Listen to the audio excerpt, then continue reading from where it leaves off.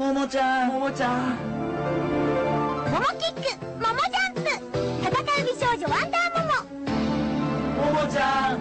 アイドルアクションゲームワンダーモモ。I don't remember exactly where or how I found out about Wonder Momo, but I do remember immediately being mesmerized by the idea of a Tokusatsu magical girl beat-em up. It seems to have a reputation, both on release and even now, for not being a very good game, but honestly, after several playthroughs, I think it has a lot more going on for it than most people give it credit for. There isn't much to say about the development history. It's a Japan-exclusive arcade title released by Namco in '87, followed by a home console port to the PC Engine about 2 years later. It was, presumably, made to capitalize on the popularity of the already decades-old Ultraman series, as well as the other popular tokusatsu of the time. To call it inspired by them would honestly be a massive understatement. Pretty much every monster looks like it was something pulled straight out of a Showa-era series. Momo herself has an outfit that looks to be heavily inspired by Cutie Honey's Hurricane Honey outfit, and given that Momo literally powers up via a hurricane, I'd be surprised if this was a coincidence. Okay, I have to go on a little bit of a tangent here. I feel like magical girl stuff is very, very heavily inspired by tokusatsu, and I don't see people talk about this that often. I'm not sure if it's because of Cutie Honey or some other series at the time. Everything from the outfits, to the monster designs, to the Creature of the Week format. There's a pretty direct lineage from stuff like Metal Hero and Ultraman to stuff like Pretty Cure and Sailor V. To me, shoujo and magical girl stuff seems to be even more inspired by tokusatsu than most shonen is, and I think that's really cool. Anyways, Wonder Momo. It's pretty obvious this is supposed to be a parody. Straight from the opening, we see a spoof of the MGM logo, and it's clear that the heavy riffing on its inspirations is supposed to be silly and obvious. And this is something that Wonder Momo does incredibly well. It does a great job at capturing the vibe of a tokusatsu with the colorful creatures and vibrant environments. Everything about the way the game presents itself is top-notch, both for the time and even now. It's a shame that so few games draw as directly from tokusatsu as this does, because it really is super compatible with video games. As a gameplay experience, Wonder Momo is about as straightforward as it gets. You have one button to attack and one button to jump. Movement is restricted to a flat left and right plane with no verticality to speak of. It's similar to something like Vigilante or Karateka. Your attack options consist of standing, jumping, crouching, and split-leg kick attacks that all more or less do the same thing but cover slightly different areas. Once you've charged up her Wonder Meter by hitting enemies or managed to catch a tornado, you can transform into Wonder Momo. While in this form, you can throw your Wonder Hoop, a bouncing projectile that eats through anything in its path and bounces all over the place. If you're careful and react fast enough, you can jump and catch the hoop after it bounces off of a wall or a heavier monster, but most of the time it just ends up bouncing away and you'll have to wait for it to come back before you can grab it again. If you collect a white capsule while in Wonder form, you gain the ability to do Ultra Beam. It's literally Ultra Beam.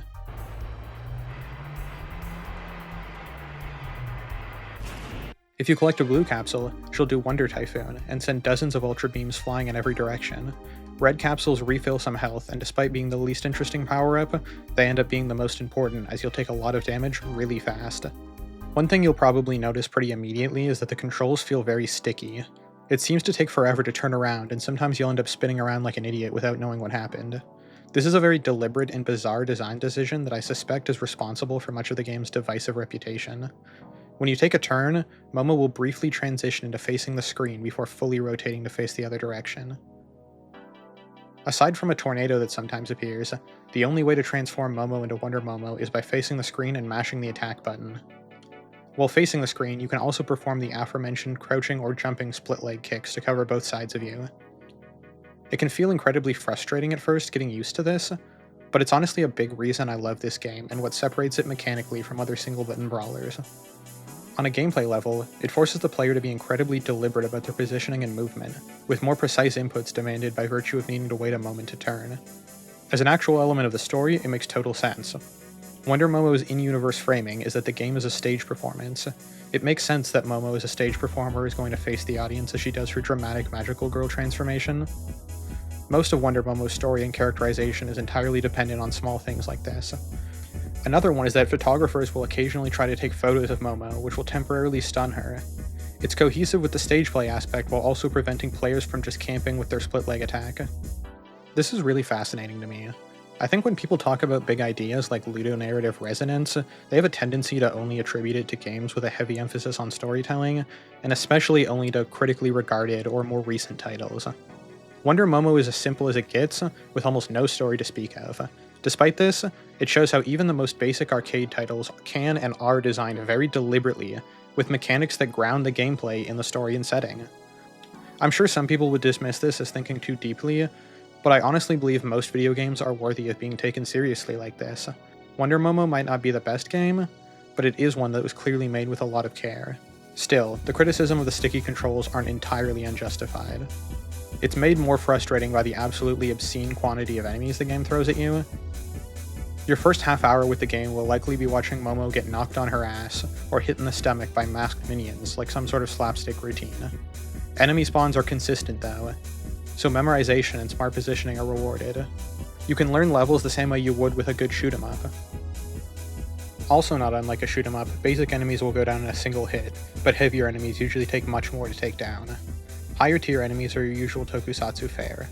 Robots, aliens, and bizarre creatures that are kind of hard to even classify. Each one has a unique attack and rhythm in combat that keeps things fresh. While the crab robot can be overwhelmed with crouching kicks, the thing that looks like Golem Man from Kaneko Man demands a little bit more respect with its bouncing rocks. There's a robot that can backflip and do E Honda's sumo headbutt, and a rival magical girl that just wants to speed blitz you. The most obnoxious enemy is actually one of the basic ones. It's a little drone that flies around and dies in a single hit. In the arcade version, they fly around and occasionally shoot a projectile, acting as a means to make you more careful when you jump. In the PC Engine version, they spew a near constant hellfire of bullets and immediately respawn after being killed. They drive me absolutely insane and caused most of my deaths. Thankfully, once you're in Wonder Momo form, you get projectile invulnerability and they become totally useless, but until then, they're the absolute worst and I hate them. There are a few other changes between the arcade and PC Engine version. The level count was cut down from 16 to 12 and the Ultra Beam attack was removed, leaving only Wonder Typhoon. Both versions are incredibly difficult, but the PC Engine version has unlimited continues, which makes it a bit easier assuming you aren't using save states. The arcade version obviously looks a bit nicer, but they're both solid. Both versions have a final boss fight against a literal tank. The arcade ending features the entire cast bowing for the audience, while the home console port has Momo personally thank you before reading off the credits. I can safely recommend either version, but if you want to own it physically, it's pretty cheap to get a copy for the PC Engine if international shipping isn't too bad. I'll end this video by briefly talking about the very bizarre merchandise I own of Wonder Momo. I own 3 prize figures of her. I ordered 1 and for some reason they sent me 3. I also own this little keychain figure, and another keychain that parodies the Wendy's logo for some reason. Yeah, Wonder Momo's merchandise and also all of the spin-off products like the web animation and the comic book are very strange and not very good, but they are interesting, and maybe I'll talk about them someday, but for now I'm just going to talk about the game, so see you later.